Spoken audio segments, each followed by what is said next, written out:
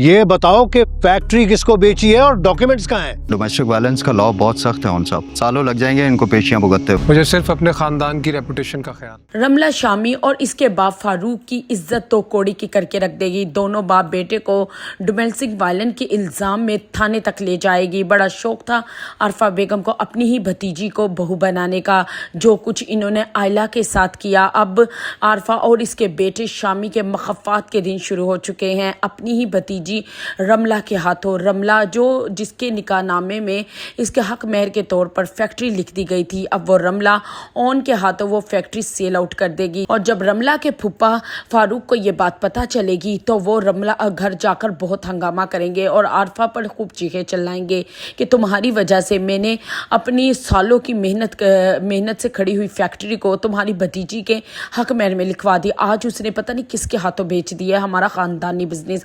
اور جیسے ہی رملہ گھر آئے گی تو اس کی پھپھو عارفہ اور فاروق اس پر برس پڑیں گے اور اس سے پوچھیں گے کہ وہ کیا حرکت کر کے آئی ہے، کیوں فیکٹری بیچی ہے، حق مہر میں لکھی تھی لیکن اس کا مطلب یہ نہیں کہ وہ ان کی خاندانی جائیداد کو کسی کے ہاتھوں میں بھی فروخت کر دے۔ اس سے سوال جواب کیا جائے گا، جس پر رملہ بہت بدتمیزی سے اپنے پھپھا فاروق سے بات کرے گی اور کہے گی جہاں بھی میں نے بیچی ہے، جن کے ہاتھوں میں بھی ہے، آپ کو کیا اور آپ کون ہوتے ہیں سوال کرنے والے۔ اسی ٹائم شامی وہاں کھڑا ہوگا اور رملہ کا اس طرح اپنے باپ سے بدتمیزی کرتا برداشت نہیں کرے گا اور اس کا ہاتھ پکڑ کر کہے گا تمہاری جرت کیسے ہوئی کہ تم نے میرے باپ پر ہاتھ بھی اٹھایا یا انگلی اٹھائی۔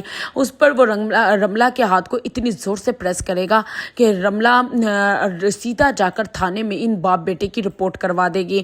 اور پھر وہاں پر اون کو جب پتہ چلے گا کہ اس کے ماموں اور ان کا بیٹا شامی تھانے میں ہے تو وہ اب ان کی ضمانت کے طور پر پہنچیں گے۔ ساری زندگی ان لوگوں نے اون کو کتنا ڈیگریڈ کیا اور ہمیشہ اسے ڈی رسپیکٹ کیا، آج وہی اون ان کی ضمانت کے لیے تھانے پہنچ جائے گا اور جس پر پولیس والے کہیں گے کہ یہ ڈومیسٹک وائلنٹ کا کیس ہے اور اس کے لیے لا بہت سخت ہے، اس کی وجہ سے ان باپ بیٹے کو سالوں سال بھی جیل بھگتنی پڑ سکتی ہے۔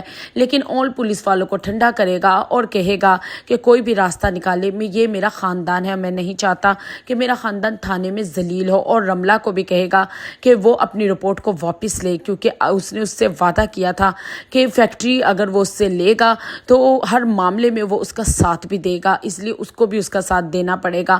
اور دوسری طرف آئلہ کا بہت برا حال ہے، وہ یہی سمجھ رہی ہے کہ اون اور رملہ کا کوئی سین چل پڑا ہے اور اون اب اسے چھوڑ کر رملہ سے شادی کر لے گا۔ اس کے دماغ میں اون اور رملہ کو لے کر ایک نیا شک پیدا ہو چکا ہے۔